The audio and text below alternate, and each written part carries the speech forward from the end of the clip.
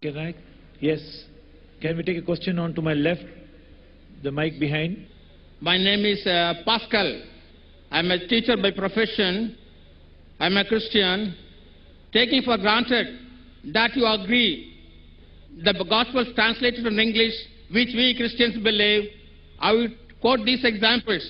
Number one, in all the four Gospels, when Christ came out of the waters of baptism, there was a voice from heaven saying, "This is my beloved Son, in whom I am well pleased. Listen you to him." My name is Pascal. I'm a teacher by profession.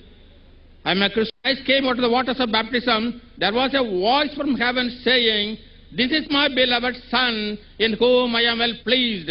Listen you to him." In the same way, number two, on Mount Tabor, when he was transfigured and when his face shone like the sun, there was a voice from heaven saying, "This is my beloved Son, in whom I am well pleased. Listen you to him." And several times, when he cast out the devils, they came out of the men proclaiming, "Thou Son of the living God, why have you come to torture us before the time?" And again, before the high priest, when the high priest asked him, "In the name of the living God, I ask thee, art thou the Son of the living God?" Christ says, "Thou hast said it." And the priest, and the number five, the high priest and the scribes, when they accused Jesus before the Pilate, they say, "This man says he is the Son of God. It's a blasphemy according to our religion. Therefore, we want to crucify him."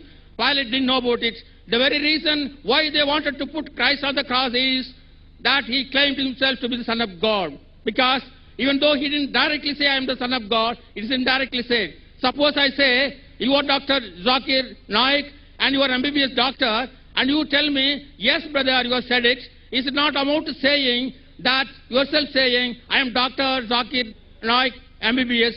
In the same way, Christ, even though he didn't say, "I am the Son of God," he has approved it. Perhaps out of modesty, he didn't say, "I am the Son of God." Again, one more example. Martha. Brother, your question. You already quoted 5 verses without giving references. No, What's your question, brother? I have not come prepared for that. That's why I am not quoting. Fine, I will give you the reference. No problem, brother. I will give you the reference. I'll help you. Yes.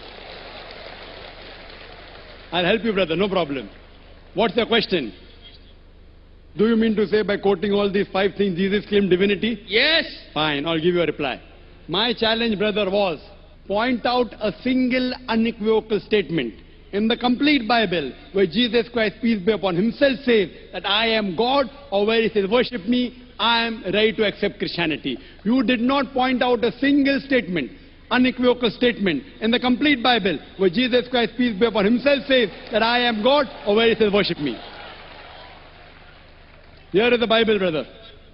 This is the King James Version. And since you're a teacher and you claim to be a pastor, you're a pastor. No. You're a teacher. I'm a teacher. Teacher, but not I'm an ordinary believer of Christianity. Fine. There is something like a red letter Bible. Whatever Jesus Christ said, it's in red. Now you mentioned 5 things, and these things can be clubbed into 2 things. First, you quoted that everywhere. You didn't quote correctly. What you wanted to quote was the Gospel of John, chapter number 3, verse number 16, which says, "For God so loved the world, that he gave his only begotten Son. Whosoever believeth in him shall not die, but have everlasting life." It is not in all the 4 Gospels. It's only in Gospel of John, chapter number 3, verse number 16. Please note it down. You can check it up. Gospel of John, chapter 3, verse number 16. "For God so loved the world, that he gave his only begotten Son. Whosoever believeth in him shall not die, but have everlasting life." And again, you quoted in the ending the 5th time that Jesus Christ said he was the Son of God. You said that. Do you know Bible has got sons of God by the tons? If you read the Bible, Adam was the son of God, peace be upon him. Ephraim was the son of God. Israel was the son of God. If you read the Romans chapter number 8, it says, all those who are led by the Spirit of God, they are sons of God. If you're a godly person, you're a son of God. If I'm a godly person, I'm a son of God according to the Bible. But they say, no. Jesus Christ is not a normal son. He is the begotten Son. As far as the last question, Son of God, Bible has got sons of God by the tons. Adam is son of God, Ephraim is son of God, Israel is son of God. All that are led by the Spirit of God are sons of God. But the Christian missionary tells me, no. Jesus Christ is not a normal son. Coming to your first question. He is the begotten Son. and then they quote, which you didn't quote me. I'm helping you, brother. Gospel of John, chapter 3, verse number 16. For God so loved the world that he gave his only begotten Son. Whosoever believeth in him shall not die but have everlasting life. Brother, do you know the meaning of the word begotten? What is the meaning of the word begotten? No. What is the meaning of the word begotten?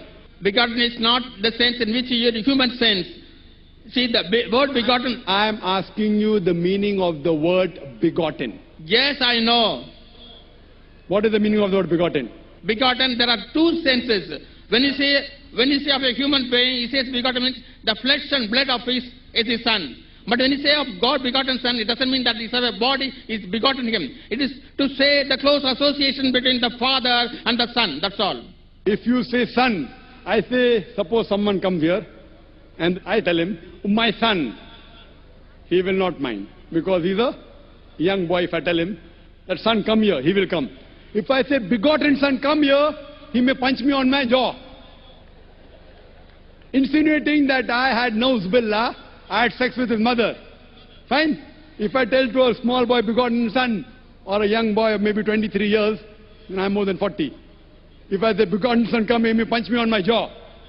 Why? Begotten means sired by God. Sired, it belongs to the lower animal functions of sex. And that's the reason, if you read the Revised Standard Version of the Bible, revised by 32 Christian scholars of the highest eminence, backed by 50 different Christian denominations, they say this word begotten in Gospel of John, chapter number 3, verse number 16, is an interpolation, is a concoction, is a fabrication, and they threw it out of the Bible. Do you know that? If you read the Revised Standard Version of the Bible, which is the bestseller, revised by 32 Christian scholars of the highest eminence, backed by 50 different Christian denominations, they say this word begotten is an interpolation, is a concoction, is a fabrication. So the word begotten has been thrown out.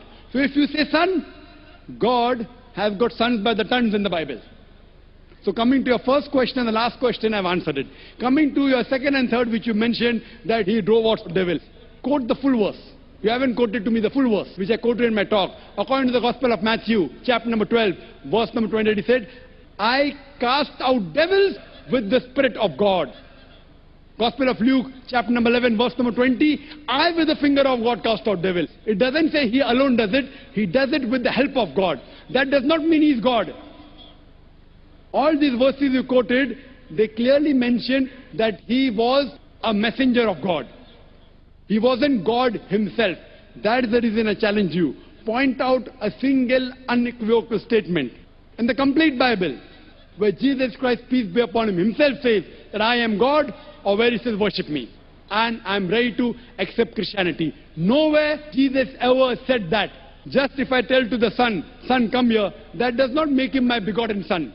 Fine? The same way, if you tell me that I will call you Dr. Zakir Naik, fine, and if I don't object, that doesn't, it may be true, may be wrong. People say, Dr. Zakir Naik, scholar. I don't consider myself to be a scholar. I consider myself to be a student of knowledge. If people call me scholar, and if I continue, that doesn't mean I accept it. They consider me to be a scholar, I don't consider myself to be a scholar. Always refer to myself as a student of knowledge, a talib ilm. So you, what you have to point out from the Bible is, anywhere in the Bible, it should be in red letter. Red letter means the words of Jesus Christ, peace be upon him. Point out a single statement, unequivocal statement, an unambiguous statement from the complete Bible where Jesus Christ, peace be upon him, himself said that I am God, or where he says worship me, I am ready to accept Christianity. Yes.